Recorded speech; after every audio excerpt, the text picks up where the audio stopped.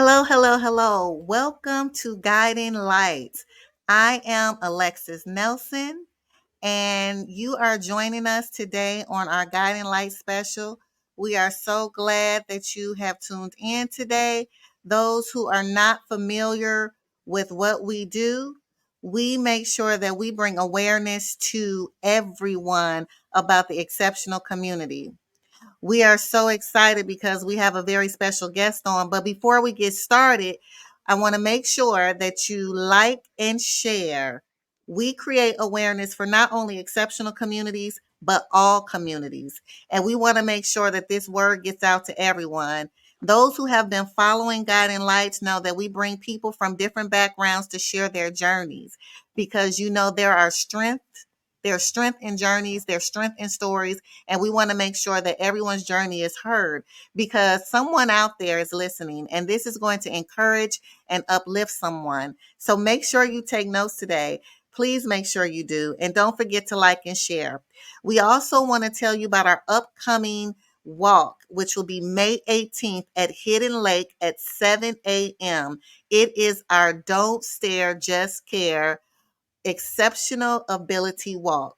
We are looking so forward to this. We are excited. You can register today. You can either go to our Best Facebook page or you can go to bestsupport.org to register for that event. Make sure you come and celebrate and walk with us as we celebrate diversity, inclusiveness, and we celebrate our exceptional community. So now that we got all that out the way, I would like to introduce to you Miss Emma. She is going to share her journey with you and tell us about some things to help when it comes to advocacy. Because we know advocacy is something that we must do in our community. And I have some questions for her, but I want her just to tell us a little bit about who she is and her journey and her daughter. And we will get into this show and start asking the questions that you all need to hear. Good morning, everyone. My name is Emma Powell Hines, and I am a registered nurse. And when I had my daughter, I had her at a late age, like 38, and she was born when I turned 39. Didn't know anything was going on with her until she turned the age of 3. So at that point, it really just not put a damper on my life, but it definitely changed how I dealt with my child versus my first child. So in the beginning, everything was fine. Um, she was developing well. She was doing everything she was supposed to do. And then all of a sudden, at 3 years old, she had a medical emergency. So at that point, no one knew what was going on, what caused it.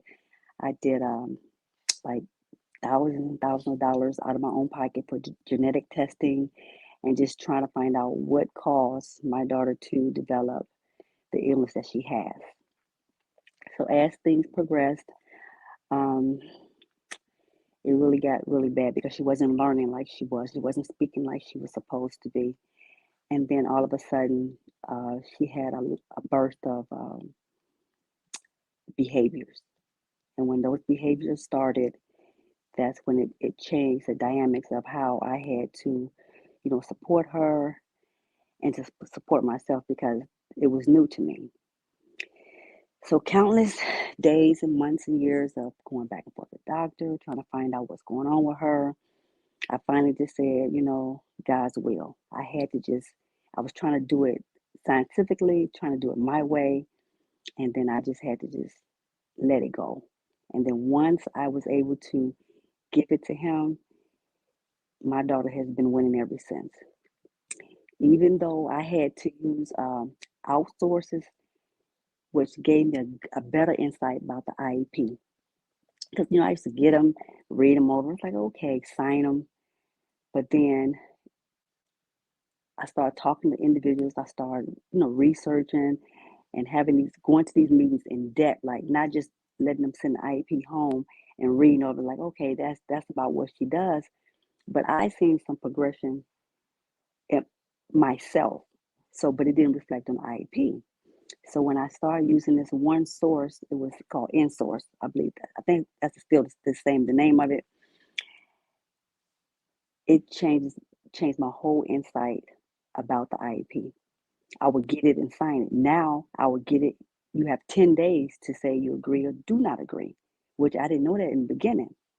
So I would just read over for like 7 days in depth. I had my sister reading because she's an educator, and my other sister, she's an educator. And they had, I don't know if you ever pay attention to your IEP for your child. It says, they all kept putting 80% for my daughter. I'm like, she's not 80%.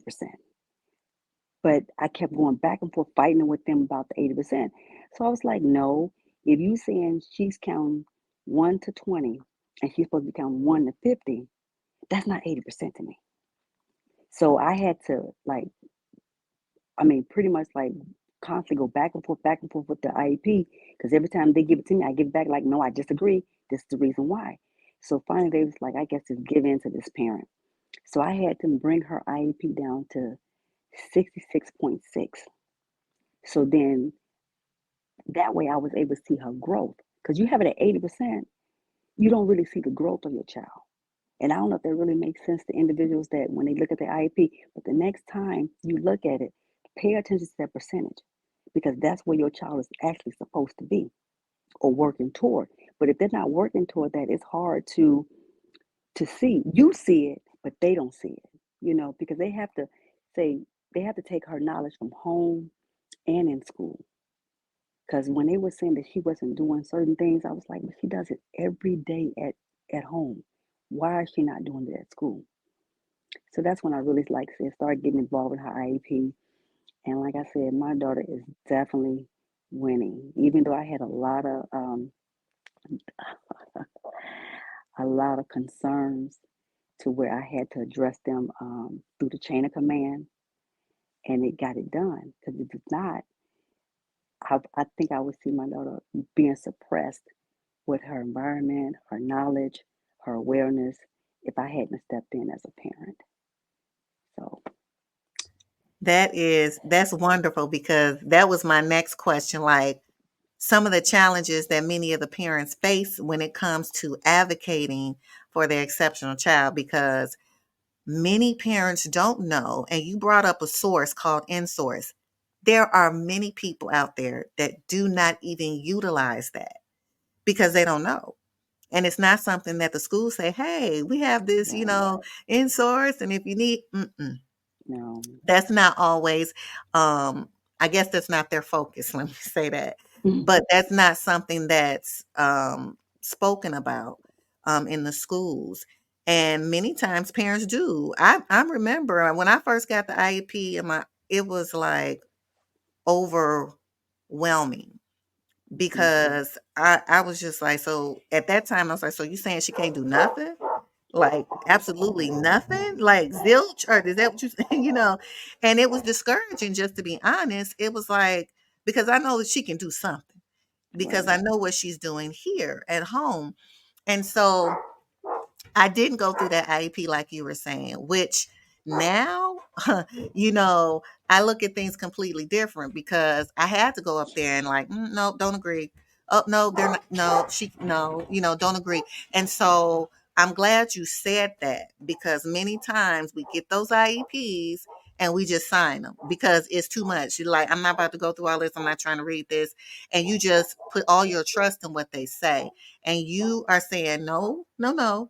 You have more than a day just to look at your IEP. And that's another thing I don't think people are aware of. And then, once you write your rebuttal the first time, you have those 10 days.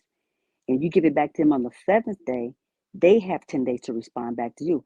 And those days can go back and forth until you get a resolution. If you don't, we'll be going back and forth with those 10 days. But it's 10 calendar days, not business days, calendar days. So if you want to just write no and say something one time, at least give you more time. If you want to look over a little bit further, you'll still have that time when they do their rebuttal. You still have those 10 days. Not 10 days like the remainder of your first 10 days, but it starts all over again. And that's the good thing about that.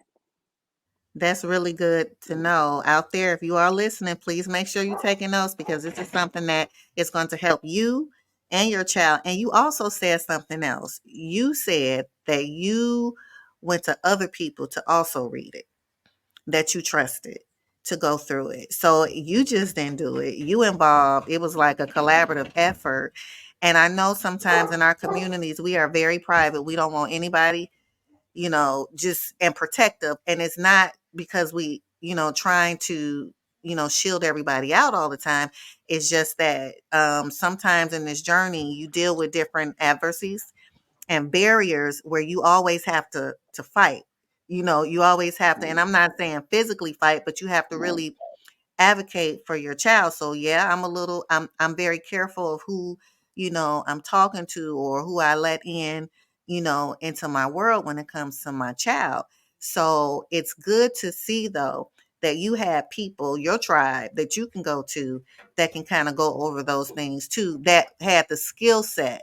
Like you said, you also said now this is an educator. This is, Hmm. these are Right. people that not just my homegirls are like, hey, yeah, okay, that's great. No, people who are really able to add value to it. So you can better be equipped when you go before the people to advocate on the behalf of your child. Now, for parents to navigate through the educational system, I really want you to talk about that too, because I know there were many times I would come up to the school because I was like the pop-up parent, Hmm. and I was a here she come kind of parent, Hmm. but it was like whatever, yes, here I come because I wouldn't always be called for certain things. And this is Hmm. not a bash in the school system Hmm. because every school is not the same. But I'm Right. just saying this particular instance, I just happened to come up there and my child is walking down the hallway to the nurse's office. And I'm thinking, why don't I still don't have a phone call? Well, no, nobody called me. I just happened to come up there and see. And, that was a concern for me because I was like, well, what else is going on that no one is calling me about? And so, one thing I always tell parents, you have to be present. And I know we all Hmm. have lives. I know we are busy. I know we got our jobs and what have you. But when you have an exceptional child, you have to be exceptionally extra because if you're not present, sometimes people do what they do. Right. And really encouraging that. Can you speak to how important it is for the parent to really be involved, not just with the IEP, but like really present when it comes to this educational journey with your children? Yes, because even though like they have the special ability children not like separated, but they like on a separate floor or separate wing of the school, they still are supposed to have parent conference with the teacher. But you never see them send out saying, okay, this person, Kate can come on this day, or Tony can come on that day. So I had to ask him like, why am I not having a teacher parent conference? She's a part of the educational system. She's bringing the funds in for this school, the majority of the funds. The reason why you have computers, the reason why you have laptops is because of the special ability children, because they get the bulk of the funds when it comes to the school, because the other kids are supposed to be funded by their parents, but the state funds the special ability children. So when I come there, she's supposed to have her headsets, her iPad, everything. And I should not be, giving the school these type of equipment and stuff like that. So why don't she have it? But they was giving it to the general education kids. So I found out that, and I'm like, no, because you got to think all kids, whatever level of education or ability they have, they know about electronics, and they don't like to share. So when I come there and I'm asking her, where's your laptop? Where's your here? Oh, well, they gave no. Oh no, that's not an option. You know. So I used to be a pop-up parent, but they were when I came up there, I wanted results. I wanted answers. Because at one particular time they placed my daughter in Hose. So I found out that's the last result through the state of Indiana. But when they do this, they're supposed to chart, send your child to the doctor, I mean to the nurse, chart, and then give you that form within 24 hours. I didn't know that. They were placing um, children in holes, and parents were not being notified. Yes, because they tell you it's in the handbook, and if you read it, it does say that they can result to that, but that's the last result. But they're supposed to document, call you, give you, send it to the nurse, and then send the form home. So, and I'm hoping no child is being done like this because they really are being strict on being in therapeutic holes because you have to be certified, CPR, everything. It's just not you just grab a person, a child, and put them against your body and hold them, trying to calm them down. That has to be the last result because a lot of medical things can occur when you do stuff like that. It's like giving CPR. If you don't do it correctly, you can fracture the ribs. So imagine a person giving 2 or 3 person holds, discolate the arm, dislocate the arms, puncture the ribs, sprain the neck.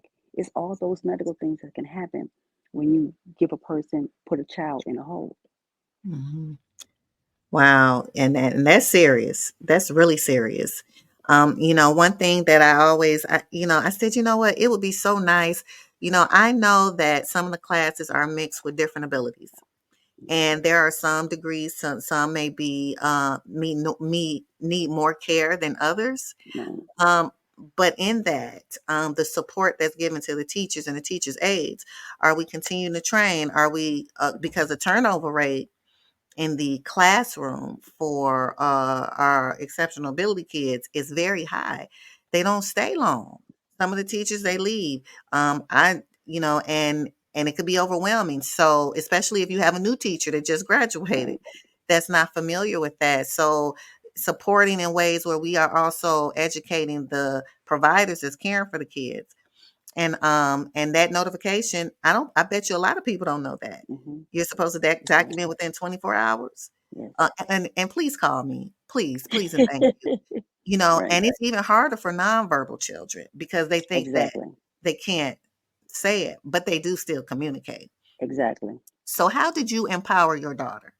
How did you get her to like mom, some name, some mom, what did you do to help her, empower her to be able to advocate for herself even when you weren't there?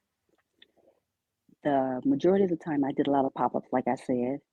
Um, I was very in tune in like what her schedule was, what they were doing for her, what class she was going to. I always ask questions, and I think the questions gave me that leverage. Like, okay, we better do what we need to do because this one right here not gonna rest. So Mhm, when I kept giving them that aggressive attention when it came to my daughter, then it seems like I wasn't having many incidents because she was like hyper, not like hyper, like um, she wanted to be engaged. She likes socializing. She likes to talk to people. That's just her personality. So when you try to suppress her to that, she's going to give you that adverse reaction. That's going to be to lash out, run away from the class that they had her in because she didn't want to be there. She wanted to be around the other children. mhm, So when mhm, I start doing those activities and start giving my rebuttal about it, because this is what when she leaves there, she's free. She gets to do whatever she wants to do. She's not disrespectful. She's not having any behaviors. So why is she having the behaviors at school? Because she was like pretty much detained. mhm, So they start letting her go to general classes, and they mhm, seen a total difference in her personality, her maturity, from mhm, when you had her suppressed in a class where there's no socialization. mhm, And mhm. that's what made her grow and thrive. That's something because I like how you have different perspectives when it comes to, okay, so if this is not happening here, let's assess what's really going on because this is not the same person when she's here. And that is something that we have to continue to do. Like, don't just say, okay, you don't just say, oh, yeah, I know she got cutting up.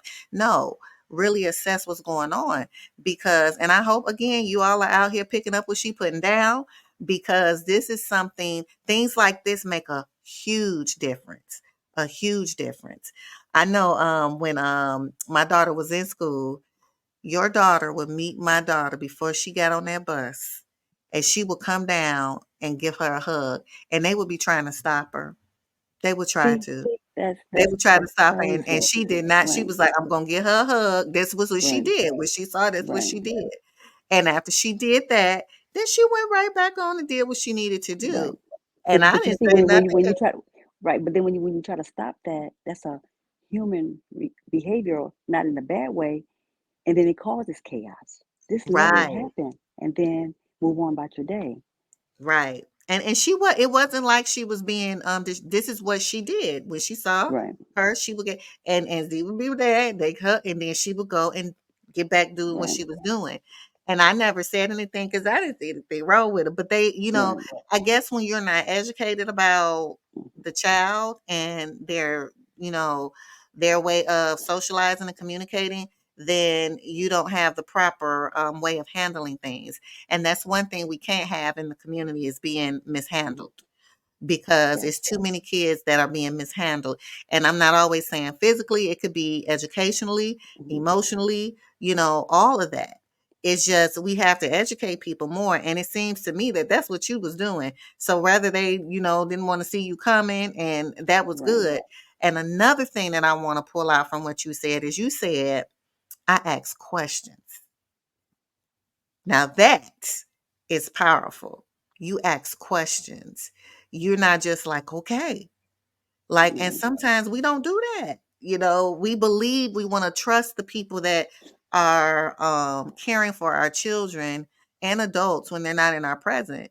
And that's nice, but everybody's not going to um handle or treat your child in the way that you feel they need to be treated. And so that was really good. Ask questions, people. If you're listening out there, ask And then questions. what? Another thing, Alexis, I did. I requested she have a one-on-one, and I Mhm. made sure that one-on-one was her one-on-one because sometimes they try to add them to everyone, and they're not supposed to. Once you have placed that in your IEP that that person or that child has to have a one-on-one, that's their one-on-one. And Mm, they'll try to sway you. They'll say, "Well, she don't really need it." I said, "But I want it there. I want to stay there." So when something erupts, don't tell me that her one-on-one wasn't around to assist her. right, right. So, That's good. And see, you don't even think stuff when you say I have a one-on-one, I'm thinking that person is gonna be with my child. Period. That's hmm, it. Like that's it. So the explanation of what you think, and no disrespect, but hmm, it really doesn't matter what you think. This is what is supposed to be. This is an IEP. right, Adhere to the IEP. And again, when you're not knowledgeable of your rights, it's very difficult for you to advocate when you don't know. And if you don't know, go seek help. Ask right. somebody. There's people that can help you with that. You talked about technology earlier, and when you was telling that story about the iPad, I promise Mhm, I had a similar situation. I said I'm gonna get on this PTO or whatever this thing they had because I said I'm gonna mhm, see what's going on in this school. Um, and I knew that the school received a lot of iPads, mhm, but my daughter class didn't have them. And I was puzzled. I said, now everybody else has these iPads, but why isn't that this class does not have iPads? I said, this is unacceptable. So when I went to the teacher was like, oh, I didn't know. I didn't know. I didn't know. I'm mhm. like, Of course you okay. did. I said, okay, all right, okay, that's okay. I said, that's okay. Maybe you don't know. So let me go to the principal. So I went to the principal and I said, hey, I know we have iPads. We received a whole lot of them, but my daughter class does not have any. And then everyone was, "Oh, I didn't know. I didn't know." But how didn't you know? Because I Mhm, know that you all distributed to the different classes and to the different, so how didn't you know? And so I said, "Well, I'm assuming by tomorrow when I come back up mhm. here that her class will have the, iPads." Right. And, "Oh, yes, yes, yes." But I'm like, "Why we shouldn't have to even go there. I shouldn't have to go there, but I did. And another thing, even the field trips they were taking the children on. Mm-hmm. Okay, you have people with different abilities. If you have Mm-hmm. people with sensory issues, why are you taking them to a very, very loud play? Mm-hmm. I need us to think about those things. So it's just a lot of areas where you can advocate for your kids while they're in school and helping other parents understand their rights, because I'm telling you, it's a many of them that don't. And a Right. lot of our kids are being, missing out on some things because of that. So I'm glad that you are talking about that. So you done gave us a heads up about the IEP, that you do have time to look over that IEP. By law, it's you have to. And then also that if you don't agree with it, you don't have to sign it. Right. Like sometimes they think like this is from the professionals, you have to sign it because I Right. know. And knowing that, hey, something doesn't sit right with me. Can you fix that, change that, do whatever you need to do? That's empowering, not just for the child, but for the parent. Because again, this journey is with ups and downs. I'd say it's like a roller coaster sometimes, Right. and all the support and all the things we need it. We really And then do. and then also what about the IEP? Sometimes I had a problem with the school because they were emailing me the IEP because I guess they wanted me to come to the school to get it. But I didn't authorize them to email it. So, I had to just write up something and send it down to the state of Indiana. I didn't get the rights to email my daughter's IEP to me. Then they asked him, "Well, why are you emailing?" Well, we just gave it to her, but did she give you permission? I have to give you permission to send my daughter's information electronically. Mm, So you have to be aware of that too, because when they don't want to, have that face to face, or they don't want to hand give it to you, they'll try to email it. Some parents don't think about that, but I just sometimes things get lost in emails, or you send it to the wrong address, which I've had that issue with my daughter's IEP. They said I sent it to her. I said, "Ma'am, you didn't send me anything. I don't have to sit there and not be truthful. If you send it to me, send it to me."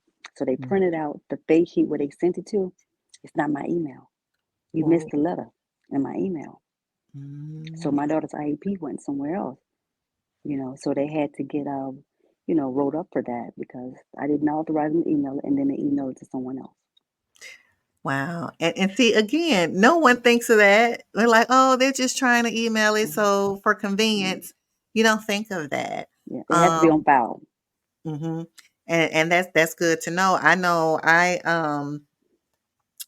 because my daughter is not in public school, I had to go back and forth with that too to get an updated one. And they told me some things that weren't true, and we got that corrected. But like I said, how many other parents have to experience that? Again, we have enough. We have to advocate, we have to fight all the time until we get what we need. And that's the Right. thing, parents out there, you listening, be encouraged, because even when those times seem like it's overwhelming or Hmm. overstimulating, don't quit. Find somebody else. If you don't know what to do, reach out. She mentioned Right. InSource. That was a really good resource. They will come in, they will advocate, and they will break that law down to you Hmm. if you need to And they know. and they go to the IEP meetings with you also. And that's good. That's good. I know now that the school system of Maryville is no longer, NISAC is no longer in the building starting pretty soon. Oh wow, So, really? mhm. So Maryville is having their own, special education department. And Oh so wow. that's going to be something new, for those who are familiar with NISAC and Hmm. dealing with, Yeah, I every, very much so. yeah, so I we, probably we, got a plaque up there. ah, yeah, but hey, that's what we need though. We need people that look, because had you not, would she Mhm. be where she is now? Not at all. I promise you. She is so outgoing. She really is. And that's good. And I'm telling you, I was talking to my husband. He was like, "Yeah, me and Kate, we took a picture." I said, "Y'all took Yes. a picture?" I said, "No, you didn't take a picture with my friend." And he was like, "Yes, I did." So that's good. She's always, always, and I love it. Mhm. Like I said, that was probably Z's only friend at school because she was gonna come up to her and get her a hug. So it was, she's always been, and I love it. She's sociable. And for Mhm. someone to be contained, mm-mm. She says, "Y'all not gonna be able to hold me down." No. Right. And I love it. I love the spunk. Mhm. I love it. Absolutely. And again, technology. Sometimes I think people think because, I always say this ability does not mean inability. Mhm. And all because I may not learn in a certain way, like you may learn, or you Right. may have to do this. I may be a whiz at the tablets, Mhm. but you want to take it away from me, or you want to snap Right. whatever you want to do. But please know that our kids are smart, our kids are sociable. Our kids like to play. Our kids Right. like to do some of the same things that you all do. So don't ostracize them or trying to minimize what they can do, because what it does is enable them. Right. And I don't need that. I remember I was told that my daughter would never be potty trained, or she didn't understand what I was saying. And I said, "Well, I don't know what you all dealing with, but up here at home, oh, she understands everything that I'm saying. She does, and so you really, if you don't have a foundation, if you don't have a support, and you're not knowledgeable about the law and what your daughter or your son can do, you would believe anything, which will Mhm. enable the children. And we don't want to do that. We don't want to do that. Like this one thing I want to say that really bothered me with the school system with my daughter. They said that she would never be able to learn. She's not learning. And now, she's a junior and I'm looking at a college for her to go to. Come on You know, here. Won't he do it? so Oh my so God. it's like if y'all can see her now, and everyone that see her now at her new school, is that Caitlin? Oh yeah, that's her. That's her. You know. But if I had to That- let them suppress her like they mm-mm. were, she wouldn't, she wouldn't be at it, yeah, she wouldn't. It'd be totally different. Wow. Now, you said you are looking for colleges. Yeah, I Now, have two, one in Muncie and one in Union, Wisconsin. wow. That's amazing. When you talk about encouraging, that is amazing, because what people say someone can't do, that's not the final answer. Right. That's not the final answer. And I hope she comes back. I should have told you to bring her on the show. You're gonna have to come back with her on there. You're gonna have to bring her Okay. on the show so they can meet her, because Okay. people need to see. People need to Right. see. That is so awesome. My gosh, I know you're gonna listen. That graduation party, I know it's gonna be awesome. Oh Okay, yeah. so I know, and she's a junior. Yes. Yes. She played basketball. She's on the cheer team. She's in the choir. They inducted into the honor society. So That is yes. amazing. And it Even depends. though she still has other classes, she has four general classes, and the rest of them, the other three are the special ability classes. Yes. That is amazing. And see, like I said, that's a testimony in Mhm. itself. People don't know everyone's journey, don't know what you had to, Right. um, handle through this all the way up into her junior year. So that's definitely encouraging. And again, like I say, you all out there, Mhm. never give up on your kids. Right. I don't care what the ability is, because you never know how they will learn. When people Oh say, "I yeah. don't that how you," that's terrible. Never ever say, they will never learn, because that's not true. You just may Right. not have found the way to be able to teach them. And that's Correct. just with any student, not just the exceptional community. That's with anybody. Maybe you don't know how to teach in the way that they can grasp it, but it doesn't mean it's an issue with them, you Mhm. know? And so that is wonderful. My God. My hats off to you though for, not quitting and not being silent and using your voice to advocate, because even though you were advocating for your daughter, I Right. bet you they gonna think about when somebody else come along, because they gonna remember, you know. And that's important. What you did for her, you did for many, because everyone doesn't have that person to advocate on behalf of them. No one to say, hey, no, you have rights. You don't have Right. to. That's not, no, you have options. You don't have to take that. And I'm hoping somebody out there today is listening. Like, if you having challenges with your IEP and you don't understand it, or you need some help, go to InSource, have an advocate come with you to those Hmm. IEP meetings, fight for what you want. Don't settle. Read the IEPs. Don't just sign them, because you don't know. You said something about being able to measure where Right. they are and where they're going. Right, because they always put, like, the state of Indiana wants you to be at 80%, but every Mm. child's not at 80%. So if you feel they're at 60%, then that goal is they 60% can be their 100%. And Wow. that's how you got to look at it. So when she get past that 60%, you say, okay, now we'll go up to 70% Mm-hmm. until we get to 80. Because 80%, you can't measure that, you know. I mean, you Right. can, but you're Mhm. not going to see the improvement because they Right. got them at 80%. Right. Right. And that's good. That's really good to know. Reading and knowing, don't what I like to say, don't just try to make me feel good. Hmm. And I know sometimes, they want to put these numbers, um, so you won't feel like there's no hope or what have Hmm. you. But there's always hope. Right, And like you said, I need to see where they are and where they're coming to. right, They won't just stay there. And then it also allows me to see what you're doing too. right. I know we have to do our part at home too. I'm not saying it's all on the teachers, because we do. Teachers, my hat's off to them. They got to do this every day with multiple children, and that's a grace. That is a grace. However, I still say, making sure that you are accurate with your numbers and not just putting anything down to placate me or to Hmm. make me feel good. That's not helpful. And really doing what you're supposed to be doing with those IEPs. And that's everybody on there. Even knowing the different people that's a part of the IEP. Hmm.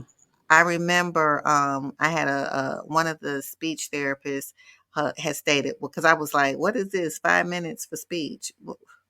What is, of Hmm. course, of course. Well, what is, like, she needs more than that, but she Yeah. did encourage me. She said, get speech on the outside, Hmm. because this we only got her for 5 minutes, and it's not the same as the Hmm. speech where they're individually with her and they got an 30 to 45 minutes with Right. her, and I can appreciate that. And she was the speech uh pathologist at the school, Mhm. and I said, well, that was good to know, because I was like, well, what are you doing in 5 minutes? You probably couldn't even get her attention yet. She was probably doing her own thing first. But 5 minutes, I Right. said, you know and so really, knowing the people that's on there and what are they doing? What are they Hmm. working on? How can you collaborate with what people are working on in Right. the IEP? What can you do at home? Now, like I would say, now I know my daughter, Hmm. she's very assertive. I'd like to say, Right. you know, however, but there are some things that I knew that I'm like, that's no, no. If that happened, then something occurred for it to happen, you And then know, and you said they want you to get the resources on the outside. Then make sure you tell them to get a Medicaid waiver because when mhm, you get that right, waiver, you get those other extra services true, for the and see, outside. that's another thing I said, "Now wait a minute, how is it?" And I don't know why they don't talk about, Hmm. beads in the school. I don't uh, know why either, I don't but I got know. the information from InSource. They the one told Right. me. A parent told Hmm. me a Hmm. parent told me, she was like, "Yeah, I got this," and it was just like a nonchalant, Right. conversation, and I said, "What is that?" And Hmm. I'm thinking, I said, "Well, I thought it was, based on your income." It is. It is. But when you do the interview, you give them your income, and then they'll come back and say, okay, you disqualified. But then you tell them, please go forward. And then when Mhm. you go forward, you can still get it because she's entitled. That child is entitled to that, whether you know, male or female. They're entitled to it. And But see, let 'em you got to go forward with it though. If you quit it, right. then you got to start all over again. And I'm glad I didn't, Hmm. Right. because I mean Right. that's additional services with Right. the services that you may already have Hmm. privately, or what Right. have you, because those services are good, and not only are they just good for when they're in school, but as Right. they transition out of school. Yes. because some want to live on their own. Right. And it You has know, respite too for the parents. Respite. They So got respite, then you learn about voc rehab, and then mm-hmm. all these other services that the kids can get when they get into that age range where they can Right. get a job, Right. or they can get an apartment, or they can learn how to drive. They'll have somebody work with them to get their permit. So, Mhm. I don't care how many times they have to take it. Until they get it, they'll work with them. So these are And things. do you know, Alexis, that if your child cannot read at the BMV, they'll read it to them and Mm, then tell you if it's this one that means go left or go right.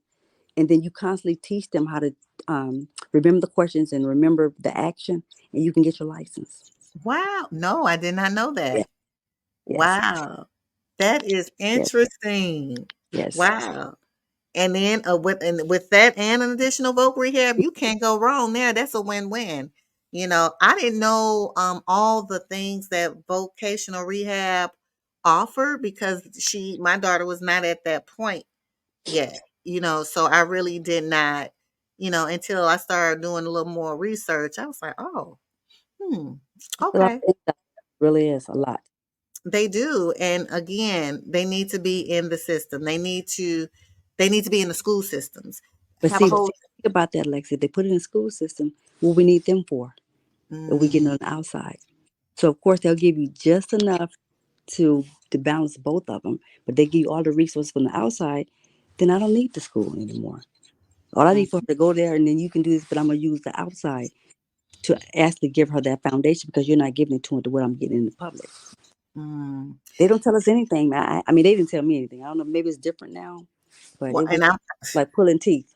well, I know that I didn't know a lot when I first started out, but as I started doing what I'm doing, I had to Mhm. learn. I had to educate myself because even with guardianship, we had somebody on last week talking about guardianship. Yeah, yeah. And Let's I go said, next month. what sense does that you know what, Emma, when I tell you, I said, now wait a minute, let me get this straight. You mean to Hmm. tell me the child that I gave birth to, that me, that I have to go and give rights to my own daughter that I Hmm. carried for 9 months? Yeah. It just blew my mind. Well, my daughter told her doctor, "I don't want my mama to be over me. Tell my daddy."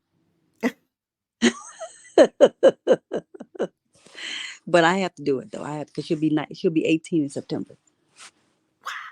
Yes. Like, Yeah. yeah, Yeah. yeah. I, wow. I can't remember though. That's why I'm like, I Yes. no, this, Yes. wow. Yep. Jeez. Got Well, to do it. time don't wait on nobody. I tell Not. you. And like I said, I that even the guardianship, I was like, are you serious? Do it, It's Alexa. just Don't wait till the last minute. Do it. yeah, yeah. I will not. Now I learned, honey. I'm learning. People look. I'm like, okay, all right. What else I need to do? Let me know. And then even outside of us putting someone else, maybe her Mhm. older brother, Mhm. just to cover every Right. area, Right. to support her because like I said, you're right. You never know what lies ahead for our kids. And we see with yours, she is on her way to college. Yes. Now, how you gonna deal with that when she gone? I just gotta just see how it does. I don't know. I gotta let her be free. You know. Mhm, She's too mhm. out. She was like someone I can just like stay in the house. She's not like this. Every day it's something. She wants to do something. She wants to go somewhere. You know, she has plans, like she said today. She And has plans. I'm proud. Okay. Well, Yeah. that's good. And that's good. That's good. But you're gonna have to bring her back now so she I can will. to talk to the good people out there because it's that is so wonderful. I didn't even know she was 17.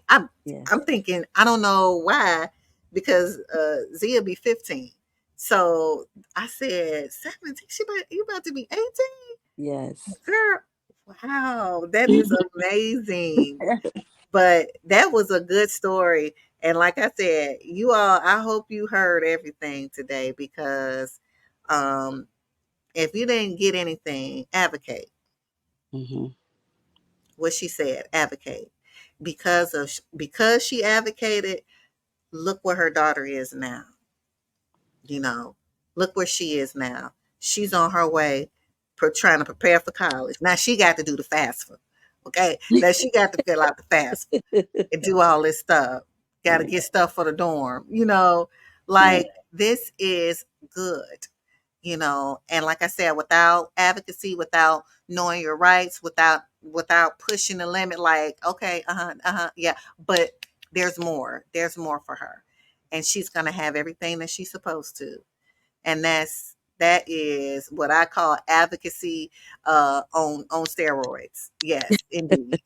So thank you're you, welcome. Emma, for sharing. And before we leave, I just want to know if you can share something with those out there watching, especially those who are discouraged, Mm, because sometimes you look and you may not see progress at that moment or that time, and you're listening to all these people, what they have to say. She's still at this level. Yeah, she's doing this. She got these behaviors and all this type of stuff. Can you give a word of encouragement to those out there who may be dealing with behaviors, right. maybe dealing with different things, to encourage them? What I did, I had several individuals um, be with my daughter because I wanted to know was she really having these behaviors, so I can try to find out some type of plan what I can implement. And it didn't come back negative; it came back positive. So I just told God, I said, whatever your will is, if it's a leaf to drop when I leave out this door, that's gonna be whatever I thought about that night. That's gonna be my will. Mm. And I just ever since then, I'm telling you guys, I've been winning with my daughter. She's been doing it because I kept trying to find a way, my way, and scientific way, and not his way. Ooh, okay. And that's So it seems to me that you have a source, and it's bigger than in source. You have a source, and that's good. We talk about where your strength is, and where you get your courage, where you get everything you need, and his will. yes, Indeed, his will shall be done, and it has been and yeah. continue to be done. So thank you for that. Thank you for sharing, Emma. I'm so glad that you joined us this evening on Guiding Lights. You are truly a guiding light. And for those out there watching, please make sure you replay, like, and share so other people can hear what was talked about tonight on Guiding Lights. We are so glad that you joined us. For those who are not familiar with me, I am Alexis Nelson. I am the founder of BEST, which is Be Exceptional Support Together. And what we do, we have awareness campaigns. We bring awareness to the community because we want everyone to know resources, how to get them, how to be supported, to be empowered. And so we bring people on from different walks of life to share their journeys so you all can be encouraged and empowered. So make sure again that you like and share. And don't forget, register for the Don't Stare, Just Care Walk. It is coming soon, May 18th. Go to the website, bestsupport.org. We want you all to come out, celebrate with us, walk. It's going to be a Hidden Lake Park in Maryville, May 18th. Save the date, 7 in the morning. It's going to be early. So come out and join us. And again, thank you all for watching. You all be blessed. Have a good night. And until next Monday, you all be well. All right. Thank Thank you you. You for too. joining.